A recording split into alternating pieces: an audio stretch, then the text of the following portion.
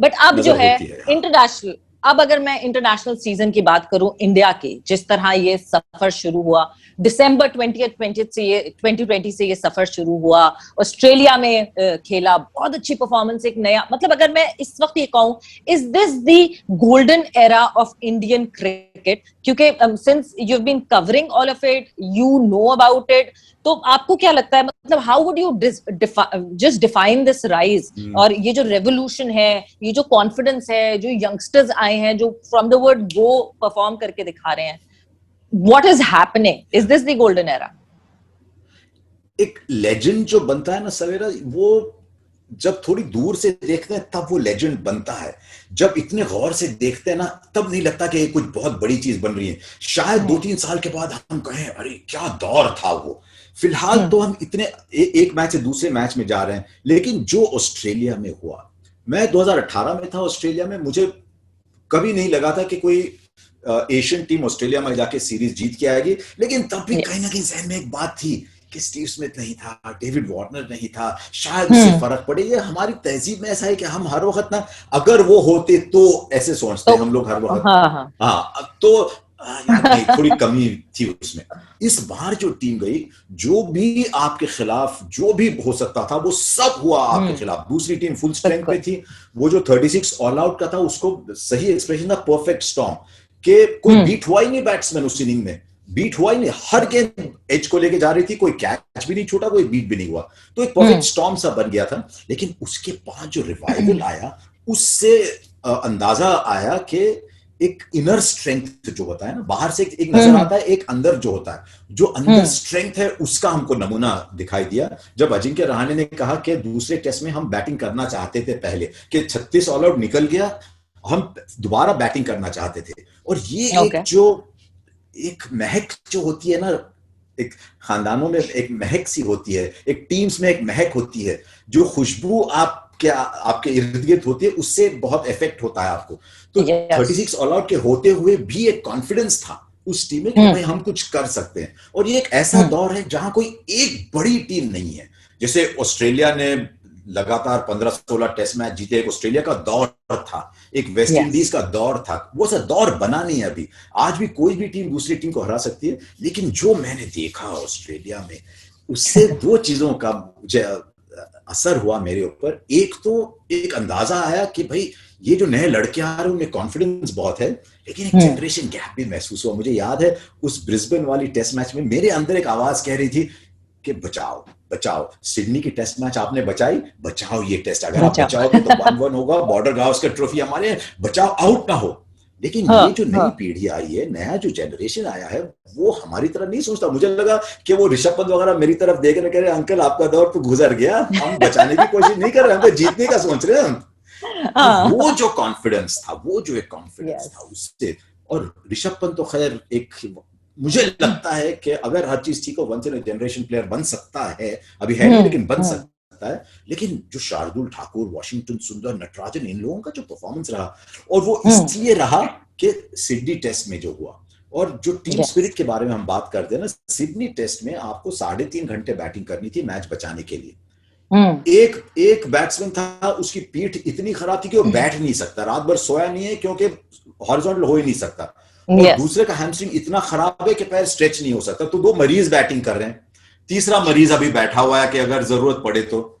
और उन्होंने जो एक दूसरे का सपोर्ट किया ना, कि अश्विन कह रहा है कि मैं स्पिन खेलूंगा, मुझे पेस खेलने में दिक्कत हो रही है क्योंकि पीठ मेरी खराब है।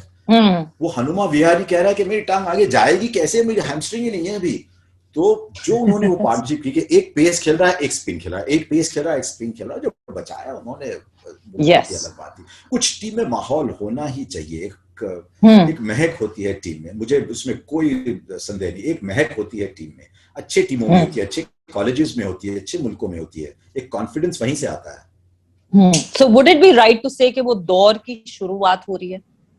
बन सकती है, बन सकती है। लेकिन वो मैं देखना चाहूंगा, अगर इंडिया जाके ऑस्ट्रेलिया और साउथ अफ्रीका और इंग्लैंड में भी अगर सीरीज जीतती है, तो ये बहुत बड़ी बात होगी। ऑस्ट्रेलिया जाके जीत के आना बहुत बड़ी चीज है, लेकिन जो ये साउथ अफ्रीकन टीम है उनके खिलाफ तो आपको जीतना ही है। अगर आप इस दिसंबर में जब इंडिया साउथ अफ्रीका जाएगी अगर नहीं जीतेंगे तो मायूसी होगी। तो ये जो एक पीरियड है कि अगस्त में 5 टेस्ट हैं इंग्लैंड में, और दिसंबर जनवरी में 3 शायद है, साउथ अफ्रीका में 2 या 3 टेस्ट हैं। तो हाँ, ये अगर 2 सीरीज इंडिया जीतती है तो फिर आप कह सकते हैं कि इंडिया का दौर आ रहा है। यानी आप चाह रहे हैं कि सेना कंट्रीज पे टिक लग जाए, उस रास्ते पे चल तो रहे हैं, उस मंजिल की ओर गाड़ी निकल चुकी है, लेकिन अभी मंजिल थोड़ी दूर है। आप उससे थोड़े एक दो स्पीड ब्रेकर्स हैं वहां पे, अगर उनसे अगर आप ऊपर आराम से निकल जाओ तो फिर आप कह सकते हैं कि ये दौर आ चुका है। But what do you think, India ने क्या क्या क्या डिफरेंट किया, क्या ऐसा प्रोसेस जो क्रिएट किया जिसकी वजह से एक टैलेंट एक प्रोडक्ट में बन के आया? मतलब एक टैलेंटेड लड़का, हम भी सुनते हैं टैलेंट है, बट जो प्रोडक्ट में बन के वो सामने दिखता है एकदम से, ऐसा क्या डिफरेंट किया इंडिया? मेरी बहुत सालों से ये राय रही है कि टैलेंट मुल्क, मजहब, ये चीजें नहीं जानता। टैलेंट हर जगह उभर के आता है भाई। गुलाब का फूल तो हर जगह उभरता है, वैसे टैलेंट भी हर जगह उभर के आता है, लेकिन उस टैलेंट का आप करते क्या है, ये ज्यादा अहम चीज होती है। और मैंने इंडिया में 2-3 चीजें देखी हैं। ये जो नई पीढ़ी आ रही है, जैसे मुझे हर वक्त लगता है कि जब आपका मुल्क कॉन्फिडेंट हो तो सारे यंगस्टर्स, नई पीढ़ी जो आती है वो ज्यादा कॉन्फिडेंट बनती है। जो यंग लोग आ रहे हैं इंडिया में वो सब एंटरप्रेन्योर बनना चाहते हैं। आप जब एंटरप्रेन्योर बनना चाहते हैं, इसका मतलब आपके अंदर एक नया कॉन्फिडेंस आया है। हमारी पीढ़ी सोच भी नहीं सकती थी एंटरप्रेन्योर बनना, क्योंकि अगर नौकरी मिली तो भाई उस नौकरी को पकड़ के रखो। माँ बाप की, वालिद साहब की एक नौकरी थी, हमारे माँ की नौकरी थी, उससे हमारी जिंदगी बदल गई। तो नौकरी मिली तो पकड़ के रखो उसको, नौकरी मत जाने देना किसी भी हालत में। आजकल के जो लोग आ रहे हैं वो कह रहे हैं कि नहीं, नौकरी अंकल जी आपके जमाने में होती थी, हम खुद का कुछ करना चाह रहे हैं। इसका मतलब एक मुल्क में कॉन्फिडेंस आ रहा है। ये सबसे बड़ी चीज है। क्रिकेट तो एक बाय प्रोडक्ट होता है हर चीज का। दूसरा, इंडिया ए के जो टूर्स बन रहे थे, इंडिया ए के जो पिछले 3-4 साल में टूर्स बने, उसमें तैयार प्लेयर्स बनने लगे। आपकी नेशनल टीम की स्ट्रेंथ सिर्फ नेशनल टीम की नहीं होती, उनके नीचे जो लोग हैं, जो टीम में नहीं आ सकते, वो डिसाइड करते हैं कि वो दर्शाते हैं कि आपकी टीम कितनी स्ट्रांग है। तो जो टीम जो नहीं आ रहे थे वो इंडिया ए के लिए खेल रहे थे, वहां राहुल द्रविड़ का बहुत बड़ा रोल रहा है। मैंने देखा कि यूनुस खान कह रहे थे कि वैसा प्लेयर यहां चाहिए। मैं अगर होता तो मैं यूनुस खान जैसे प्लेयर को ए टीम देता और कहता कि भाई आप 4 साल में हम आपको सवाल ही नहीं करेंगे। जैसे राहुल द्रविड़ कभी एक टीम के साथ नहीं खेलते थे, कहते थे कि जितने लोगों को चांस दे सकूं उतने लोगों को चांस दूं, क्योंकि ए टीम का मकसद जीतना नहीं होता, ए टीम का मकसद प्लेयर बनाना होता है। तो जितने प्लेयर बन सके उतना ज्यादा अच्छा है। तो वो रोटेट करते थे ए टीम में प्लेयर्स। तो वो एक बात रही, और आईपीएल का तो बहुत बहुत बड़ी भूमिका रही है। तो ये 2 चीजें जो हुई ना, एक आईपीएल और इंडिया ए, ये जो ट्विन फीलिंग था, और एक जो नया यंग इंडिया में एक कॉन्फिडेंस जो बना है पिछले 10-12 साल में, उसका भी एक सबूत है ये। बिल्कुल। अच्छा, हम बात करते हैं गेम्स क्या हुए, राइज के बारे में, जिस तरह अभी मैंने आपसे पूछा, और मगर कहाँ आपको लगता है अभी भी शॉर्ट कमिंग्स है? बिकॉज सारी जब सब कुछ अच्छा हो रहा होता है तो वो शॉर्ट कमिंग्स हम भूल जाते हैं, और फिर हमें कोई बुरी चीज चाहिए होती है होने के लिए, फिर हमें ख्याल आता है अच्छा हाँ ये गलत था, यहाँ हम वीक थे। सो क्या शॉर्ट कमिंग्स हैं, और कौन से ऐसे एरियाज हैं जहां पे आपको लगता है कि अभी भी इंडियन क्रिकेट में इंप्रूवमेंट की जरूरत है? मुझे अभी भी व्हाइट बॉल क्रिकेट में स्पेशली थोड़े मल्टी स्किल्ड प्लेयर्स होने चाहिए, ऑलराउंडर्स होने चाहिए। अभी भी जो 4-5 सबसे अच्छे बॉलर्स हैं वो बैटिंग नहीं करते उतनी, और जो बैट्समैन है वो बॉलिंग नहीं करते। इसलिए हार्दिक पांड्या एक ऐसे प्लेयर हैं जो आपके 2-in-1 प्लेयर बन गए। शायद जाडेजा बने। आप देखिए जाडेजा आए टीम में क्योंकि आपके पास 7 नंबर से बैटिंग नहीं थी, और जाडेजा के आने से कुलदीप का करियर नीचे जाता गया क्योंकि उतने मौके नहीं मिले उनको। तो शायद एक रिस्पिन की कमी है।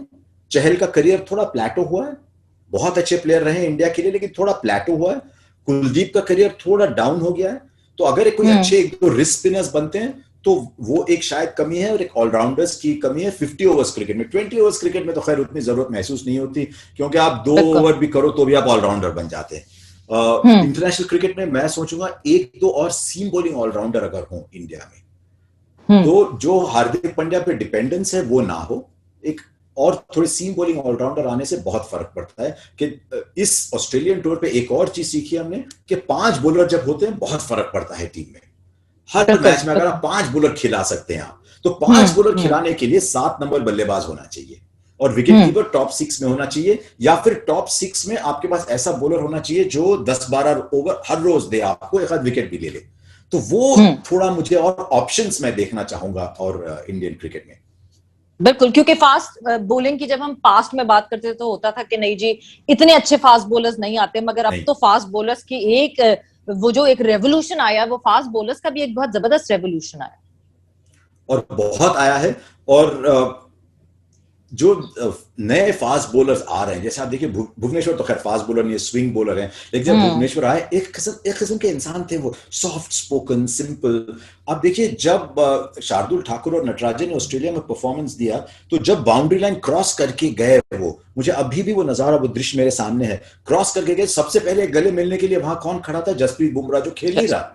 देखिए बुमराह ने कितने टेस्ट मैच खेले, अभी तो जवान है, 17-18 टेस्ट मैच खेले, बड़े बड़े प्लेयर 100 टेस्ट खेलते हैं, 17-18 हुए हैं उसके, लेकिन ऑलरेडी वो एक लीडर बन चुका है वहां पे।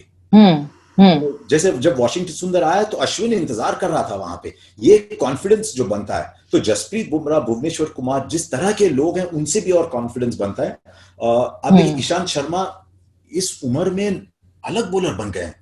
कुछ हद तक विराट कोहली का रोल है इसमें, क्योंकि विराट कोहली को फास्ट बॉलर से खेलने का शौक पहले से था, और कुछ हद तक फिटनेस का है इसमें। फिटनेस से बहुत बहुत फर्क पड़ता है। शमी का करियर चेंज हुआ फिटनेस से। हर वक्त हम कहते थे कि यार शमी कितना अच्छा बॉलर है, लेकिन रिजल्ट्स नहीं थे, फिटनेस से फर्क पड़ा। ईशांत शर्मा या 75-80 टेस्ट मैच के बाद उभरा है सही उनका करियर, वो फिर फिटनेस की वजह से हुआ। तो एक फिटनेस रेवोल्यूशन भी बना है इंडियन क्रिकेट में, जिसका बहुत हमको असर देखने को मिल रहा है अभी। फिटनेस और ईशांत शर्मा तो आई वुड से कि आईपीएल से बहुत फर्क पड़ा। ईशांत शर्मा जिस तरह आईपीएल के दौरान डेवलप हुए। So this was Harsh Bogle with me, and आप लोगों ने देखा कि कितने मजे की हमारी रही कन्वर्सेशन। सो आप हमें बताइएगा कमेंट्स में लिख के कि आपको कैसा लगा आज का ये शो। अपना ख्याल रखिएगा, टेक केयर, बाय बाय, अल्लाह हाफिज।